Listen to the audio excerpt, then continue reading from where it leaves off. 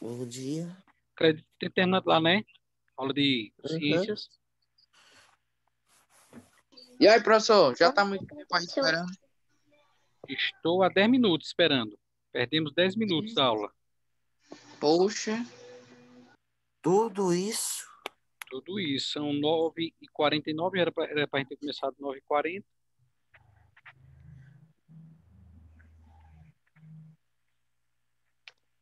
Vamos lá começar, né?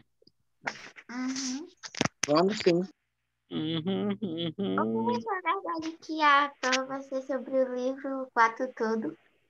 O pai de quem? Que a prova vai ser sobre o assunto do livro 4 todo. Não, Biazinha. Só até onde a gente estudar. Ah, tá.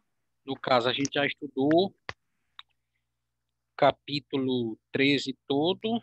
Já algumas Professor, pega páginas leve aí tem na o prova, capítulo professor. 14. Professor, E até o dia da prova, acho que a gente termina esse 14 e ainda viu um pedacinho do 15, né? Eu acredito. antes da prova, vai ter tempo Sim. sem aula para a pessoa ficar estudando ou Aí vai ter não? o quê, menino? Um tempo sem aula para a pessoa ficar estudando para a prova ou não? Vai, o fim de semana. Só isso? Tu quer mais, é? Tudo isso, Ou tudo isso. Sim, como a gente já está começando atrasado, né? Temos É, né? aqui MEI do TF2. Quem é MEI do TF2? Pega leve na prova, isso, professor. Beleza. Vamos abrindo aí a correção, página 11 de atividades. No primeiro, vocês marcaram que questão? Que letrinha? Calma aí, professor, tô Peraí, pegando. professor, ainda tô abrindo. 11 de atividades. E aí, Gui, marcasse que letrinha no... Ainda tô abrindo lá. Abre aí. Bia, Manu, MEI do TF2. Quem é MEI do TF2? Eu marquei letra D, professor. Letra D, vamos lá. Diz assim, ó, o texto a seguir do historiador Eric Hobsbawm, importante historiador, escreveu sobre muitos assuntos de história, trata do nascimento do sentimento de classe entre os operários, ou seja, que era que nascia o sentimento de classe. De Lembra que quem? a gente viu que os operários estavam numa classe, tipo, muito mais baixa? Aí eles Ou não seja, concordaram. os operários eles começam a se sentir um grupo, uma Foi por isso que classe, eu achei que era a letra D. vão se organizando. Que Tem até página? a correção, Bia, página 11 de atividades, foi para casa. Tem até aquela organização internacional, as chamadas Que letra? internacionais. E aí o texto do historiador diz assim: os proletários, que a gente já sabe que são os trabalhadores, não se mantinham unidos pelo simples fato de serem pobres e estarem no mesmo lugar, mas mantinham-se unidos pelo fato de trabalhar junto e em grande número, colaborando uns com os outros numa mesma tarefa e se apoiando mutuamente. Então, o objetivo das internacionais, que a gente já viu nesse capítulo 14, era dar suporte, como o próprio nome diz, internacionalmente ao movimento dos trabalhadores, ao movimento operário. Professor. Continua a terceira linha. A solidariedade inquebrantável era a sua única arma. Olha que coisa bonita, solidariedade inquebrantável, era um povo unido, os trabalhadores. Pois somente assim eles poderiam demonstrar seu modesto tem um sinônimo de pouco aí, pouco, mas decisivo ser coletivo. Nós somos um grupo, uma coletividade. Não ser furador de greve era e continua sendo o primeiro mandamento de seu código moral. Tem greve, vamos para a rua, vamos levantar a bandeira, vamos gritar. Não furar a greve. Aquele que deixasse de ser solidário tornava-se o Judas, o traidor da comunidade. Deu para entender e a gente já percebe aí o pensamento, ó, você tá com a gente ou não tá? Vai brigar ou não vai? Vai reclamar seus direitos ou não vai? Vai à luta ou não vai? Né? Então, Com licença, professor. Que sim, página é? é a correção de casa, página 11. Que coisa boa te ouvir, rapaz. Que novidade boa. Hum, E aí ele diz, de acordo com o historiador, a luta dos trabalhadores do proletariado se fortalecia com a união dos membros dessa classe. Essa luta e essa união decorrente de quê? A letra diz da consciência do poder político dos operários, dos proletários, capaz de modificar a legislação trabalhista e destituir governos. Eu acredito que o erro dessa letra D poderia ser, ela confunde, né? Deixa em dúvida. Mas eu Professor, acredito você sim. falou no começo que foi por conta que eles eram pobres, mas tinham grandes quantidades. Aí nisso eu marquei a letra A, o fato de Eu ser também. pobre e viver Não, em um mesmo lugar. Agora eu tá, tenho quase certeza que era a letra D. agora tá me vindo aqui um negócio, ó. De fato, para você modificar as leis e tomar o governo, destituir e tomar o governo, que era o objetivo do movimento socialista, né? Enquanto os anarquistas não queriam governo, os socialistas queriam trocar os ricos no poder e dar o poder na mão do proletariado. No entanto, o texto não fala de poder político. Acredito que o erro dessa letra D está aqui. Mas ele fala num poder de união.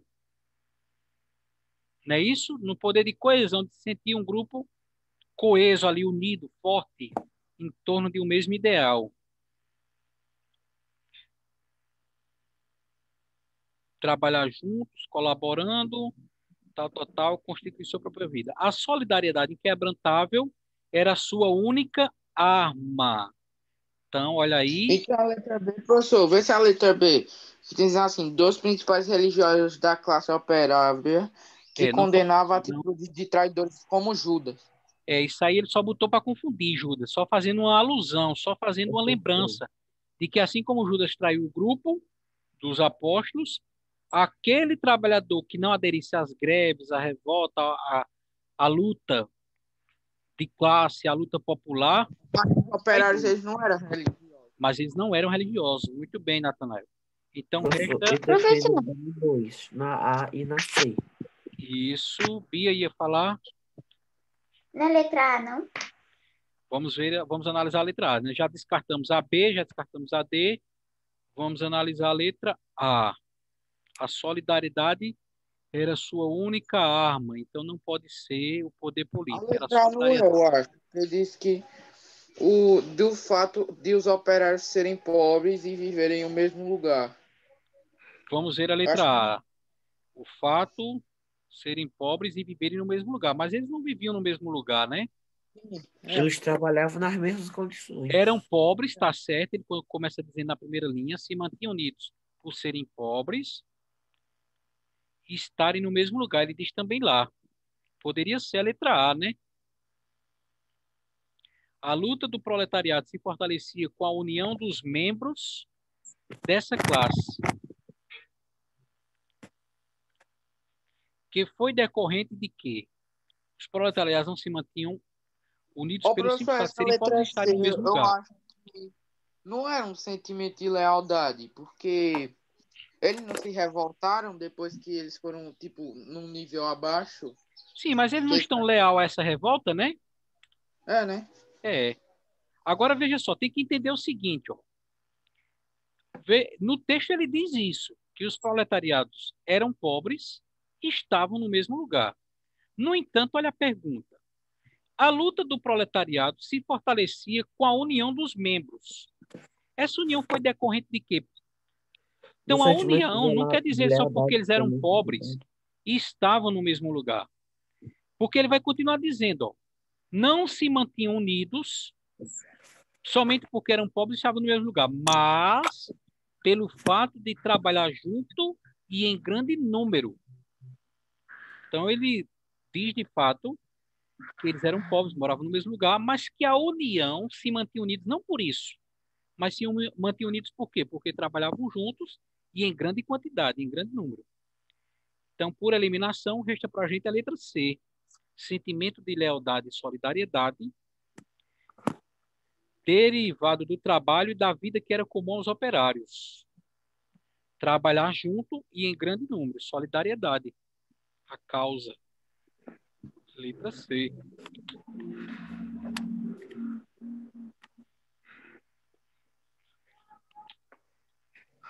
Vamos Então ao segundo. acertei. Os eventos ocorridos na França a partir de 1830 foram registrados de diversas maneiras na arte francesa. Então, a gente, na aula passada, segunda-feira, analisava uma das pinturas lá, da mulher, Marianne, que é símbolo dos ideais da Revolução Francesa, dos ideais iluministas, de igualdade, fraternidade e liberdade. E aí nós vemos novamente na segunda questão uma arte retratando tudo aquilo que ocorreu na França. É do pintor francês Léon Cogni. Responda às questões. Letra A. Qual fato o artista buscou retratar nessa pintura? Eu Eu coloquei a botei a destruição diferença. de dois poderes. Como A destruição de dois poderes. a A destruição letra dos A. poderes. Na letra A não era para dizer o nome do artista. Não, rapaz. Qual fato o Professor, artista... posso falar? Sim, Igor. A decadência da França com a bandeira se rasgando. A decadência da França, a destruição dos poderes. Tá certo essa resposta de O Bia professor e tinha de Igor aí. botado a perseverança de um só poder diante dos outros dois. A manutenção de um só poder, o sobrepor de um só poder, né? Porque apesar seria sobrepor para estar acima ou destaque de um só poder, porque se a gente fala de manutenção de um só, quer dizer que os outros dois deixaram de existir, né? E quando a gente fala de sobrepor, de destacar, pode ser que os outros dois, o judiciário e o legislativo, possam continuar existindo, mas sem ter tanta autoridade. Então, trocaria só essa palavrinha aí, Gui. Mas está certa a resposta de vocês. Então, pode ser o destaque para um só poder, a decadência da França, como o Igor disse. Bia colocou as mudanças no governo francês. Poderia A ser isso também. destruição de dois poderes. A destruição dos poderes. Né? Ou enfraquecimento. Também enfraquecimento talvez coubesse melhor, Bia, do que destruição. Porque continuariam existindo, mas não com a mesma força. Enfraquecimento dos poderes, mudanças no governo francês, destaque para o poder executivo. Essas respostas aí que os colegas disseram para a gente. Letra B. O que o artista quis simbolizar é retratar três bandeiras. Os três Três poderes da poderes. época. Ou a Posso mudança falar? nos poderes, né? Diz aí, Igor. O tempo dos eventos, o tempo que se deu a decorrer a decadência. E isso, a decadência ao decorrer do tempo, né? A bandeira está inicialmente intacta, no primeiro momento, no segundo momento, no meio, ela já aparece rasgada, sem o brasão real. E no terceiro momento, além de rasgada, além do rasgão ter aumentado, ela aparece manchada de sangue. Então, a decadência ao longo do tempo seria uma das respostas que a gente pode colocar aí, na letra B. A decadência ao longo do tempo. Letra C.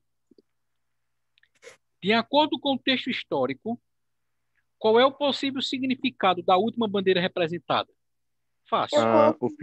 O final de tudo, já depois das revoltas. O final marcado por revoltas, né? Tá manchado de sangue, então houve gente que morreu, Bia. Isso. Não é isso, não, Anderson? É isso mesmo. Anderson, se aí o teu ambiente onde tu estás não tá com zoada, pode deixar o microfone ligado, que aí facilita na hora de tu falar. Beleza. O ambiente marcado por revolta, o contexto, a época, tudo seriam palavrinhas sinônimos que a gente poderia colocar aí nessa letra C. Não esquecendo de colocar revoltas, derramamento de sangue. E aí, feita a correção, nós voltamos lá para a página 19. Esse feedback aí que o Anderson dá é muito legal, porque a gente percebe que ele está ali atento, interagindo com o professor. Valeu mesmo, Anderson. Vamos aí à página 19. Página 19, é? 19, do livro didático. Já aparece aí na tela para vocês. Revoluções de 1848. Então, gente, só relembrando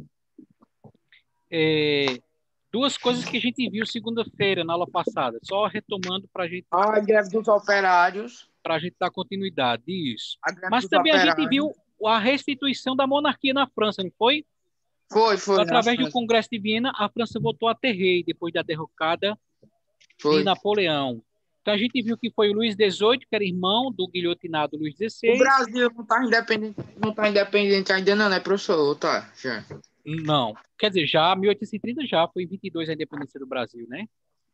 Mas aí na França assume o irmão do guilhotinado Luís XVI, assume Luís XVIII. Ele morre sem deixar filhos, diz aí o quarto parágrafo da Revolução de 30, na página 18. Ô, Assume... professor, Oi? lembra que nós tava vendo aquele menino lá que era uma criança e não podia governar? Ele cresceu já? Ele Já cresceu, já foi expulso e agora já é a República no Brasil. Ah, tá. Parece que a gente vai voltar à história do Brasil nesse livro 4. Vamos nos certificar. Vamos nos certificar aqui. Capítulo 14, os movimentos, que é o que a gente está vendo. Capítulo 15, imperialismo. E por último, não. Vê mais não, o Brasil. Aí. Só no 9º ano. Mas a gente terminou vendo, se não me falha a memória, foi a proclamação da República no Foi. Brasil. O último assunto Foi. sobre o Brasil, aqui no 8º ano, foi sobre a proclamação da República. Então, o menino Foi. cresceu e já foi expulso, trocaram ele por um presidente. Aqui no Brasil. Lá na França, a gente viu segunda-feira, só relembrando a aula passada, que quando vão restituir, devolver a França a um rei, esse rei que assume é o Luís XVIII, irmão do guilhotinado Luís XVI. Luís XVIII morre sem deixar herdeiro, assume o seu irmão Carlos X, que procura instituir um governo autoritário. Ele é forçado a renunciar e no lugar dele assume o Luís Filipe, que foi o último parágrafo que a gente viu nessa página 19, abaixo dessa pintura. Luís XIX permanece por 18 anos, não acaba com a crise, e à medida que o absolutismo se fortalecia, era cada vez mais questionado, surgiam também aí os ideais socialistas, que a gente ficou naquela discussão na aula passada, lembra?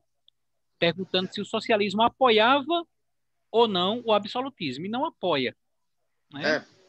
Não apoia nenhum governo autoritário que explore as pessoas. Pelo contrário, o socialismo quer dar liberdade e colocar o poder na mão dos trabalhadores, do proletariado. E aí nós vimos também que esse movimento da Revolução de 30, que começou na França, se espalhou por toda a Europa, né? Uhum. Luís Filipe vai governar para a burguesia, isso também a gente já viu na aula passada. Líderes socialistas, a gente citou também o nome deles, aí na página 20. Uma campanha contra o voto censitário, foi outra coisa que a gente viu também na aula passada, o voto censitário. Quem lembra o que era voto censitário? Eu não lembro. A gente até escreveu algumas pessoas de caneta na página 19, penúltimo parágrafo. Era Eram os que eram que escolhidos. a pessoa possuía, O voto de acordo com o que, Bia? com o dinheiro que a pessoa possuía. De acordo com as posses, com o dinheiro que a pessoa possuía. Muito Olha. bem lembrado. Eles eram Era o voto vendidos. censitário. Então aí começa um ano de revoltas contra isso Aí em já toda a tinha aquele negócio lá Europa. de vender voto, não era, professor? Oi? Já tem aquele negócio lá de vender voto, né? Não, nesse sentido aí, o antes é que só podia votar quem tivesse uma determinada quantia de dinheiro. Ou seja, os ricos, os pobres não votavam. Traduzindo, seria isso, o voto censitário. E aí nós vimos também na aula passada que essas ideias revolucionárias eram difundidas, espalhadas em banquetes. Vimos também na aula passada que o rei Luís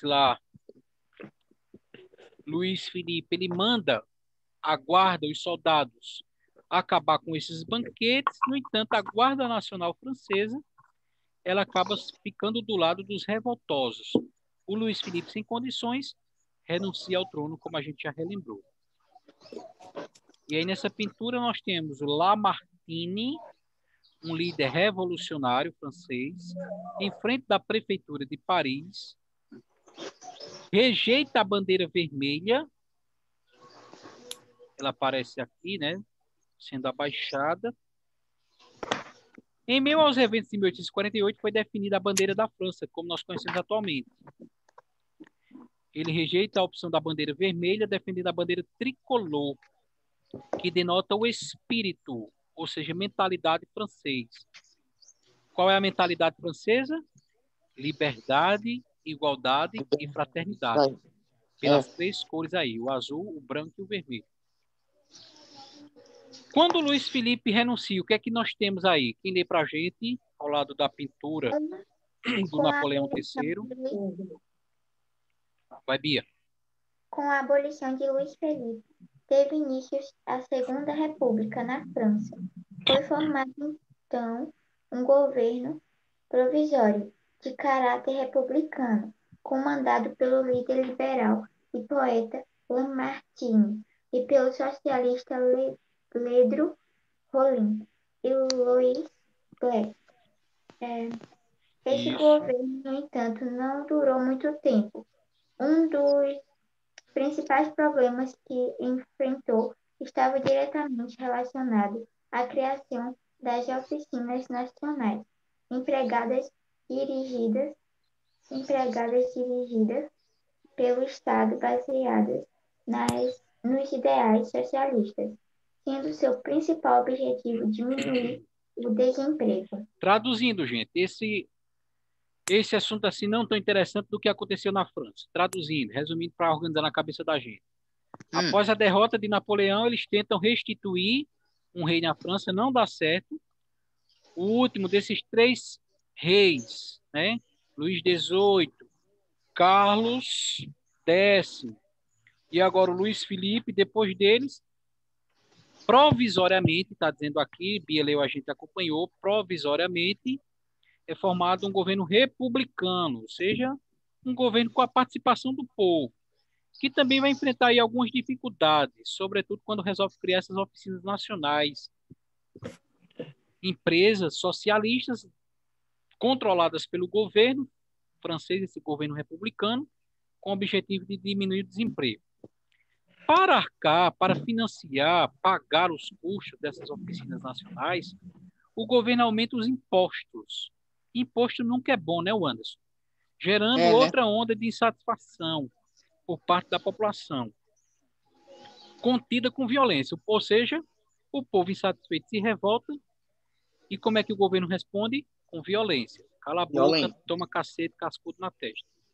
Em meio a esses conflitos, em novembro de 1848, uma nova Constituição é aprovada para a França, nela o poder legislativo. A gente conversou um pouquinho sobre esses três poderes, né? Legislativo, executivo e judiciário na correção. O poder legislativo, ou seja, os deputados, seriam compostos de uma assembleia eleita pelo voto, sufrágio. Você pode colocar de lápis aí ou de caneta ao lado, subindo aqui, quer dizer voto. Por voto universal e não voto censitário, todos poderiam votar. E o poder executivo, que é quem, assim, digamos, quem manda, quem governa. Oi? Os operários já se acalmaram. Já, porque foi dada uma nova, boa pergunta, foi dada uma nova Constituição, uma nova lei. O povo agora podia votar para o legislativo, né, como a gente acabou de comentar. E aí o poder executivo seria ocupado agora por um presidente de 4 anos. Olha aí, lembra muito a nossa política, hein? Esse presidente, ou seja, o que nós temos foi copiado, não foi criado aqui.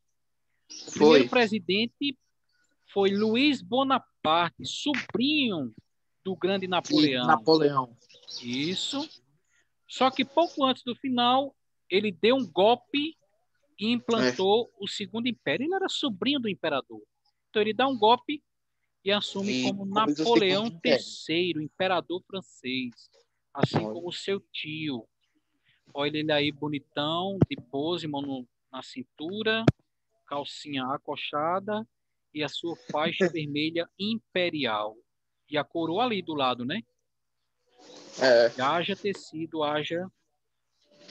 Explique de que maneira o liberalismo e o socialismo influenciaram nos processos revolucionários. De 1830, eles eram contra o absolutismo.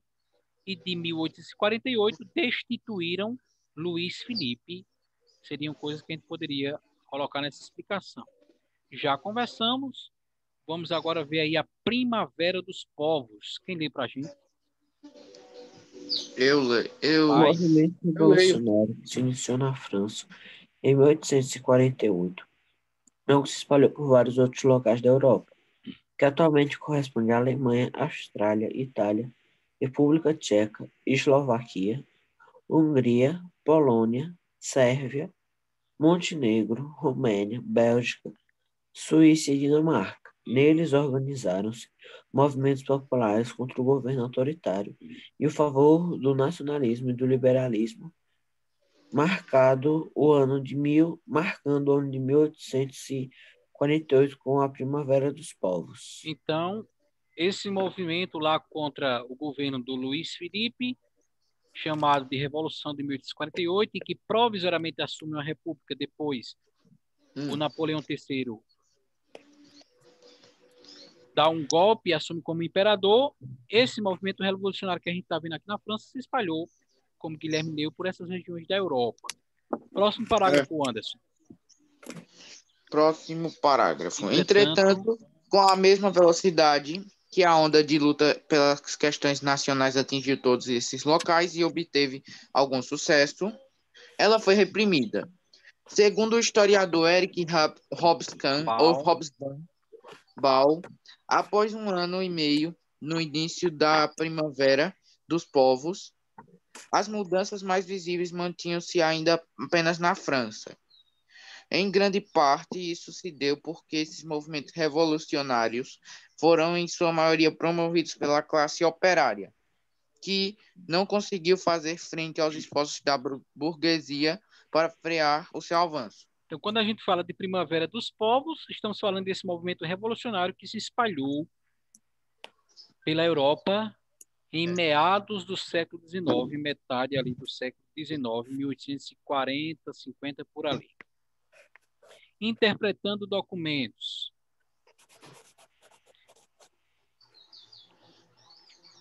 O historiador Eric Hobsbawm explica como se deram e qual a importância dessas revoluções. Ele diz assim: para a massa, ou seja, a grande quantidade do povo comum, o problema era simples. Seu ódio aos ricos e aos nobres daquele mundo amargo em que viviam. O povo entendia que como fosse isso a Primavera dos Povos, essas revoltas. E seus sonhos, como um mundo novo e melhor, deram a seu desespero um propósito. E embora somente alguns lá na Inglaterra, Grã-Bretanha e na França tivessem consciência desse significado, para a grande maioria era apenas um ódio, uma revolta, um sonho distante. Poucos sabiam do verdadeiro propósito. Sua organização ou facilidade para uma ação coletiva lhes dava força. O grande despertar da Revolução Francesa, lá de 1798, ou melhor dizendo, 89, lhes ensinara que os homens comuns não necessitavam sofrer injustiça e se calar. Olha que interessante. Anteriormente, as nações de nada sabiam e o povo pensava que os reis eram deuses sobre a terra e que tinham o direito de dizer que qualquer coisa que ele fizesse estava bem feita. Através dessa mudança da Primavera dos Povos, é mais difícil governar o povo. Ou seja, o povo agora não se deixa mais controlar assim de maneira tão besta, né? O povo agora questiona, faz revolta. Este era o fantasma, o espectro do comunismo. E fantasma é uma coisa que assusta, né? Que aterrorizava a Europa. O temor do proletariado. Olha, os trabalhadores estão revoltados, hein? E com justiça, pois a revolução que eclodiu nos primeiros meses de 1848 não foi uma revolução social simplesmente no sentido de que envolveu e mobilizou todas as classes sociais.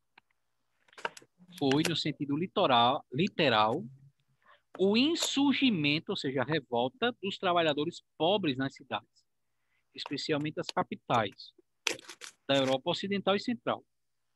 Foi unicamente a sua força, a força dos trabalhadores, que fez cair os inimigos, aliás, os antigos regimes. Continua na próxima página, desde Palermo. Palermo é uma cidade da Europa, né? Até as fronteiras da Rússia. Quando a poeira se assentou sobre as suas ruínas, olha aí o que ele está dizendo no texto, está mostrando aí na imagem. Os trabalhadores da França, e de fato trabalhadores socialistas, eram vistos de pé sobre essas ruínas. Ou seja, os operários, os trabalhadores, o proletariado fez a revolta, destruiu várias coisas e no final eles ficaram de pé sobre essas ruínas, exigindo não só pão e emprego, mas também uma sociedade e um novo governo, um novo Estado. A pintura do Vernet mostra barricadas construídas pelos revoltosos nas ruas de Paris. Essas pessoas não tinham medo de morrer, não. Tinha, mas era aquele tipo de coisa. Ou a gente mata e morre pelo que a gente acredita.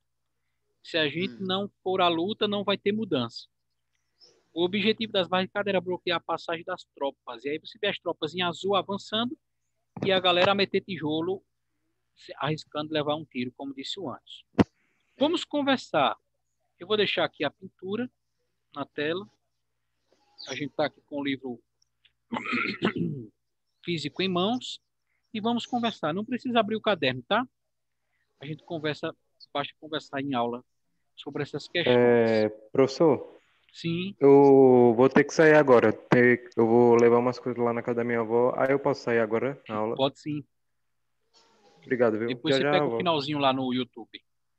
Uhum.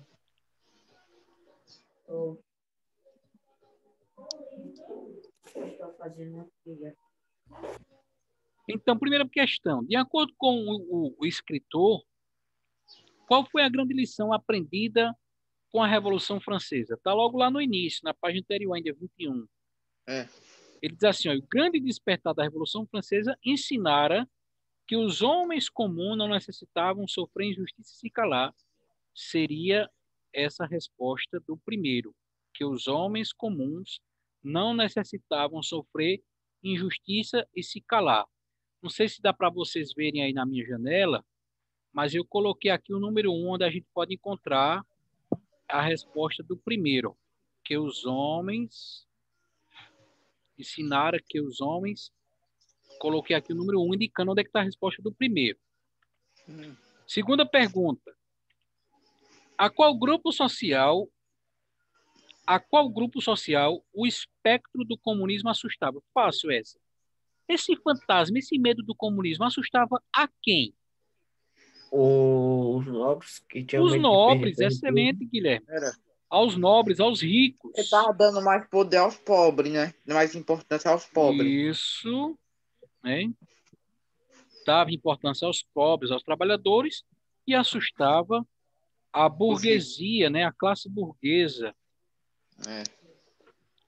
A classe burguesa e também aos nobres no poder. A classe burguesa e aos nobres no poder. Gente, nesse sentido aqui que Guilherme disse para a gente, tem uma diferença, agora que eu estou observando, tem uma diferença da Revolução Francesa que a gente já estudou para essas revoluções que estamos estudando aí na França. Nós temos menos de 100 anos da Revolução Francesa para essas revoluções de 1830, 1848, menos de 100 anos, porque a Revolução Francesa foi em 1789. E aí nós temos menos de 100 anos de uma revolução para outra. Só que na Revolução Francesa, ela foi acontecida e levada adiante pela burguesia. Essas novas revoluções agora, são pelos proletariados. são pelos trabalhadores. Muito bem, Guilherme. Como é, Bia? Tá no terceiro. Vamos agora ao terceiro. Todos os operários que participaram dos movimentos de 48 tinham completa noção dos motivos pelos quais se uniam? Não. Ele vai Eu dizer... acho que não, porque é difícil saber o que uma revolução vai fazer. Pode ter uma ideia do que vai ser, mas não o que vai acontecer 100%. Isso. E como ele diz lá no comecinho do texto, ó, na página 21, para a massa do povo comum, a grande quantidade, o problema era o mais simples, era o ódio aos ricos e aos nobres, como também a gente respondeu no segundo, né? Seus sonhos com um mundo novo e melhor deram a seu desespero um propósito. Então, muita gente pensava somente isso. Ah, a gente está lutando para um mundo novo, um mundo melhor. Aí ele continua dizendo na terceira linha, somente alguns tivessem consciência deste significado. Então, não eram todos, eram somente alguns. Quarta questão. Qual é o acontecimento retratado na pintura? Ele vai dizer na legenda, né? As revoltas de 1848, ocorridas na França contra o governo de Luís Filipe, e que possibilitou o Napoleão III assumir. Novamente aqui nós temos uma comparação com a Revolução Francesa. Porque o que nós tivemos na Revolução Francesa? Os jacobinos, quando tomam o poder, quando cortam a cabeça do Luís XVI na Revolução Francesa, assumem o poder, mas começa uma onda de violências na França. E aí o consulado, que é o grupo dos girondinos, assume o poder, Napoleão toma o governo. Aqui, novamente, para tentar controlar a bagunça, estabelece-se uma república provisória, a gente viu na página passada, né? Essa república provisória, no antepenúltimo parágrafo da página 20, no meio dessa república provisória, tentando organizar a bagunça, também o Napoleão III toma o poder. Então é parecido o contexto e o desencadear dos fatos tem uma certa semelhança com a Revolução Francesa. Mas aí a resposta do quarto é a Revolução de 1848, como ele coloca aí na legenda. Quarto quesito está na legenda a resposta. As revoluções de 1848. Isso. Quinta pergunta. Com base no texto, quem são as pessoas em combate com os militares? Os Guilherme já proletariados. disse, né? Os trabalhadores. Trabalhadores, proletariado.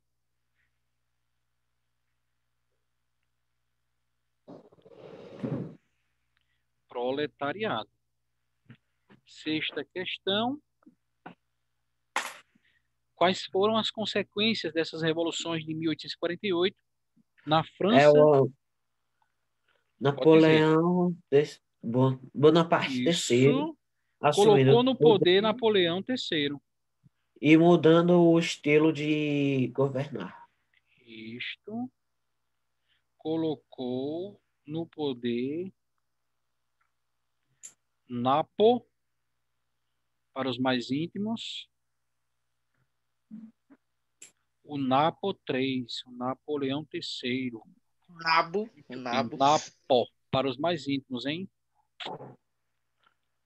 Professor, não vou chamar assim não, porque eu não era vivo quando esse cara estava vivo, então eu não tenho intimidade com ele. Outra coisa, Gui, que a gente poderia colocar aí nesse quinto quesito, aliás, sexto, é aquele parágrafo que você leu, o primeiro da página 21. Organizaram-se movimentos contra os governos autoritários em toda a Europa. Seria outra opção de resposta que a gente poderia colocar no sexto quesito a aí. resposta que melhor se encaixa. Eu acredito que essa segunda fez surgir movimentos revolucionários em toda a Europa. Gente, nós estamos na contagem regressiva. Então, para casa... Passa não hoje. Professor, passou hoje não. Cará. Pra gente Por favor. estudar. E quando é a prova? Tem tempo ainda. Não, Tem mas não. Só o terceiro da página 12 de atividade. Vou encerrar aqui porque senão a gente perde a gravação.